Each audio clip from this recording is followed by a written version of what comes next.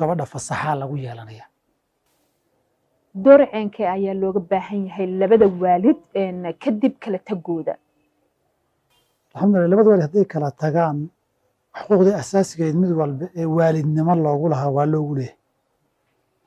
aabbahana qaybtiisii waa lagu leeyahay u gaarka ahayd, hooyadana qaybteedii gaarka ahayd waa lagu leeyahay.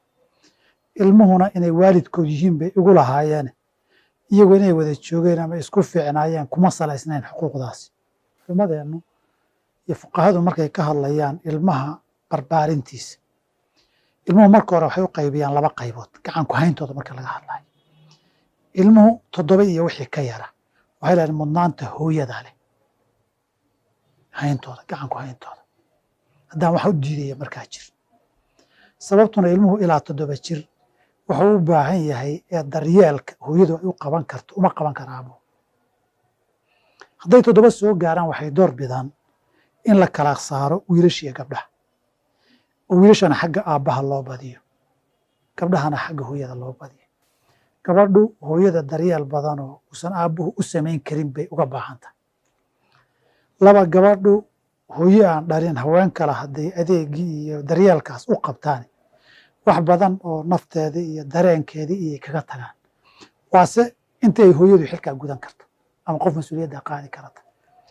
wiilashu laakiin hadday soo yar koraan hooyada wax kama dhegaystaan. xagga cunto iyo daryeelka oo dadku in badan ka eegaan hooyadaa u roon, laakiin hooyadu gabadha say u tarbiyeynaysee waxay ka rabta iyo waajibaadka hadhow fuuri doono iyo kaalinta nolosha iyo si hooyadu u bari karto aabbuhu ma bari karo.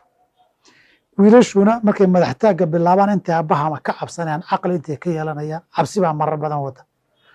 intuu aabbuhu cadaadin karee riixi karee ka cabsanayaan hooyada kama cabsadaan. haddoo kale waxay u baahan tahay dee marna waa wax guud, marna wax waa qoys gaara oo qolo walba dabeecad iyo duruuf gaara yeelanayaan. qoyska iyo dabeecadda duruuftooda gaarka ha lagu saleeyo marka la yidhahdana dee iyaga in kaar loogu korgalay u baahanayaan. sida guud laakiin labadooda ka warqabka midba dhinaca uu ku fiican yahay, taa nuxurkeeda waxaa weeye midba dhinaca uu ku fiican yahay ama qaybta daryeelkooda iyo ka warqabkooda iyo tarbiyeenteeda isagu uu ku fiican yahay inuu xilkeeda iyo mas-uuliyaddeeda gaar u hayo baa laga doonayaa haddii la wada hayn kari waayo. nuxurku mid waliba in laga dadaalo sax, mid waa looga garaabi karaa mararka qaarkood aabbuhu haddii noloshii iyo risiqii iyo shaqadii iyo raadinteedii ku maqan yahay, howlaha qaybo kale hooyadu inay ka warqabto mas-uuliyad gaara fuushahay wax laga garaabi kara way. waayo isaga laftiisu mas-uuliyad baahidoodii ah buu ku maqan yahay, iyaduna intuu taa ku maqan yahay tu kale inay ku mashquulsanaato ay ka shaqayso. waa markii ilmihii dadkuna wax garad yihiin, garashadeedii aqoon iyo waxbarashana leeyihiin, xil iyo mas-uuliyad daacadnimo ilmana dareemayaan.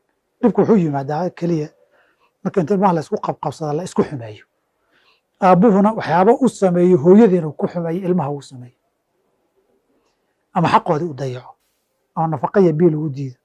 hooyaduna waxyaabaha qaarkood ay ugu samaysa aabbaha inay ku xumayso. labada way dhacdaa. labadaas baa dhibka ugu badan sameeya.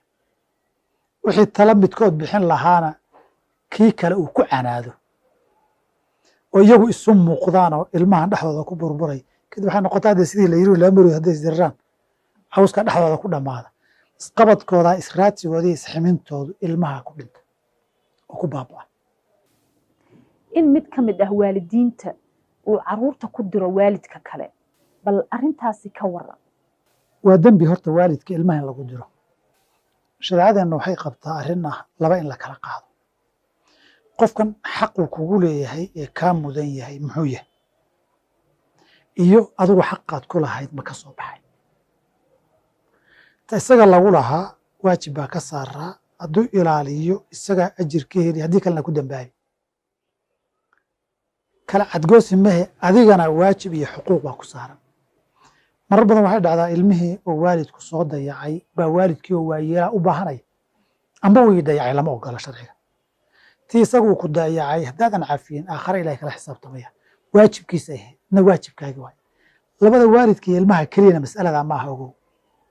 marka laga hadlayo madaxda iyo shacabka, shucuubtu xaq bay ku leeyihiin madaxda, madaxduna xuquuq bay ku leeyihiin shacabka. nabigaa su-aal la weydiiyey dadka madaxda annagu xaqaan ku lehen haddaan ka weyna ka waran wuxuu yihi iska sabra idinkuna kii laydinku lehaa sameeya bimacnaa kaal idinku leeya markaad samaysaan idinkuna xaqiini boqol inaydan waayin baa dhici karta wixii haddii mid kala yimaado inuu ka ficnaan lama yaqaan ku kale hadduu yimaado hadduu kuwa xaqooda ilaaliya kuwa kalena ku tuntaa laga yaabaa hadday noqoto in la kala tagoo la burburi iyo in dadka qaar la isu dulqaatay isu dulqaadkaga fiican taa waxaa layna baray marka adigu waxaa lagaa rabaa horta xaqa lagugu leeyahay ilaali saa darteed ilmuhu waalidka xaq buu ku leeyahay waalidkuna ilmaha xaq buu ku leeyahay waalidka waxaa laga rabaa ilmaha inuu ku barbaariyo ilaali xaqa waalidka markaad ka kale ku barbaariso xaqiisa inuu ilaaliyo adna kaaga ilaalinaya hadhow waa weynaanaya waxbuu garanaya dad buu arkayaa si khalad inaad u barbaarinayso markuu arko ama qof kale aad ku diraysa ama cuquubadii baaba adiga kugu soo noqonaysa ama isagii baaba garanaya inaad